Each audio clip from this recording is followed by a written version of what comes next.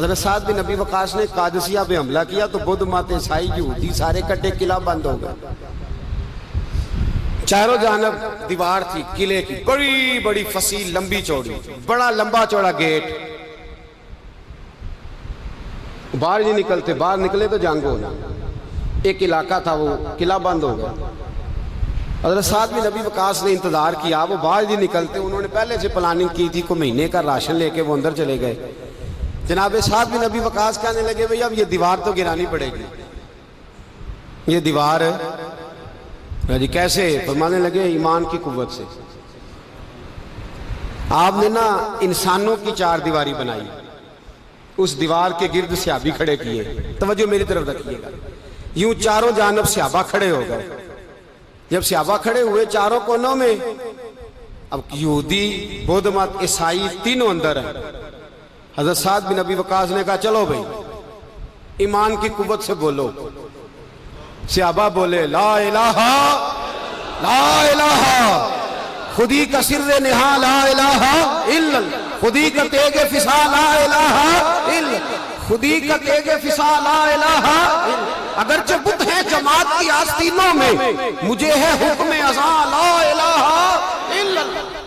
وہ 3-4 دفعہ کلمہ پڑھا تو دیواریں ہلنے لگی، کانپنے لگی. انہوں نے توڑے دروازے، باہر آ گئے. کہنے لگے کیا ہوا؟ حضرت سعد بن ابی وقاص کہنے لگے کافرو، بے ایمانو، ابھی تو ہم نے ایمان کا پہلا کلمہ بھی آدھا پڑھا ہے. ابھی تو ایمان کا پہلا کلمہ بھی لا الہ الا اللہ آدھا پڑھا ہے. اگر محمد رسول اللہ پڑھ لیتے تو تمہارا بچتا ہی کچھ نہ. ابھی تو ایمان کا پہلا کلمہ بھی آدھا پڑھا ہے اور تمہاری دیواروں میں دراڑیں پڑ گئی ہیں. اللہ کرے میری ملت ایمان کا کلمہ ہی ڈانٹ کے پڑھنے لگ جائے. اگرچہ بت ہیں جماعت کی آستینوں میں، پر مجھے حکم ازاں لا الہ. اور یہ دور اپنے ابراہیم کی تلاش میں ہے. صنم کدا ہے جہاں لا الہ. باہر آ رہا، پکڑو ان کو مارو. جس دن ابو جہل آیا ہے نا بدر میں، اس نے جاسوس بھیجا. محمد بن عینیہ تھے یا عروہ بن مسعود، دو مختلف نام کتابوں میں آتے ہیں. وہ جاسوس چیک کر کے گیا مسلمانوں کو واپس. ابو جہل سے کہنے لگا 313 312 بندے، کچھ بچے ہیں، کچھ بوڑھے ہیں، کچھ کمزور ہیں. ابو جہل بڑا کھل کھلا کے ایسا کہنے لگا ان کو نا پشتوں پہ باندھ لو، گھوڑوں کی پشتوں پہ. جنگ کیا کرنی ہے؟ تلواریں ان کے پاس کوئی نہیں، لڑ یہ نہیں سکتے. باندھ لو، لے چلتے ہیں مکے، وہاں جا کے دیکھیں گے کیا کرنا ہے. محمد بن عینیہ کہنے لگے ابو جہل ہوش کر، ہوش کر. تلواریں کوئی نہیں، زرہ کوئی نہیں، پر میں ان کا ایمان دیکھ آیا. میں ان کا ایمان. فرمایا سب نے جھولیاں اٹھائی ہو رہی ہیں، کہہ رہے ہیں یا اللہ ہمیں واپس نہ بھیجنا، ہم تیرے نبی کے قدموں پہ قربان ہونے آئے. ان کا ایمان میں. حضرت خالد بن ولید نے حملہ کیا ملک شام پہ، حملہ کیا. یہودی باہر نہیں نکلتے. باہر نکلے تو ان کا بہت بڑا لیڈر مذاکرات کرنے آیا تو ہاتھ میں زہر کی پڑیا ہے. فرمایا یہ کیا ہے؟ مذاکرات کرنے آیا تو یہ کیا؟ کہنے لگا زہر. کیا مطلب؟ کہنے لگا اگر مذاکرات ناکام ہوئے تو زہر کھا کے مر جاؤں گا، مسلمانوں کو کبھی اقتدار نہیں دوں گا. تو آپ فرمانے لگے زہر بھی تب بھی اثر کرے گا نا جب میرا اللہ چاہے گا. کس کی قوت؟ ایمان کی. کس کی قوت؟ زہر کب اثر کرے گا؟ جب اللہ. تو کہنے لگا یہ بڑا زہریلا زہر ہے ہمارے علاقے کا، یہ تو کسی کے ناک میں ذرا ہوا سے چلا جائے تو بندہ مر جاتا ہے. آپ فرمانے لگے بندہ تب بھی مرتا ہے جب اللہ مارے، اور جسے اللہ نہ مارے مر سکتا. وہ کہنے لگا کیسے ہو سکتا ہے؟ فرمایا لاؤ ادھر. حضرت خالد بن ولید. او بھائی طاقتیں ایمان کی قوت سے ملتی ہیں، ہمتیں ایمان کی قوت سے. فرمایا بلا سارے یہودی. سارے آ گئے.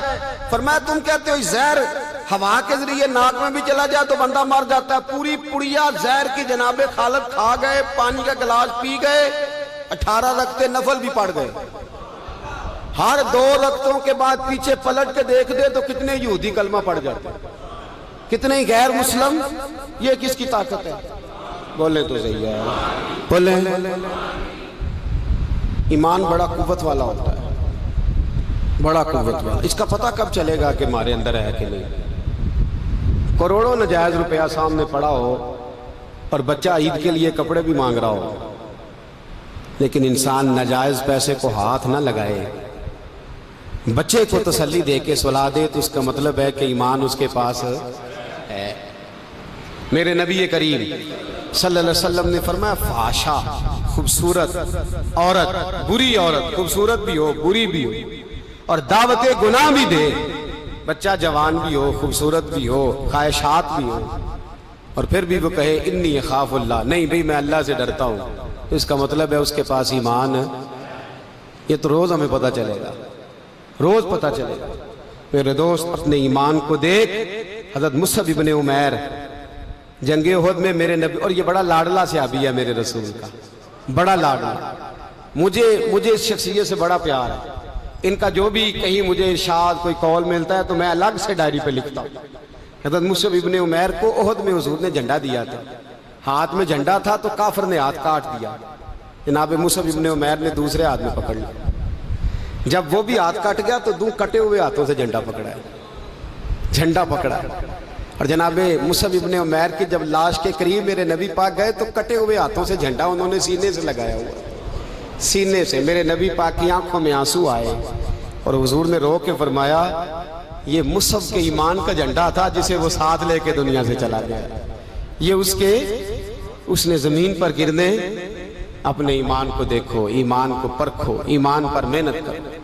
سب سے پہلی بات تو یہ کہ قدر کرو کہ ہم مسلمان ہیں، اپنے دین کی۔ دوسری بات قرآن پاک کے ساتھ پیار کرو۔ تیسری بات شہادت کی آرزو۔ چوتھی بات ایمان کو مضبوط کرو، ایمان کو بولیے ایمان کو۔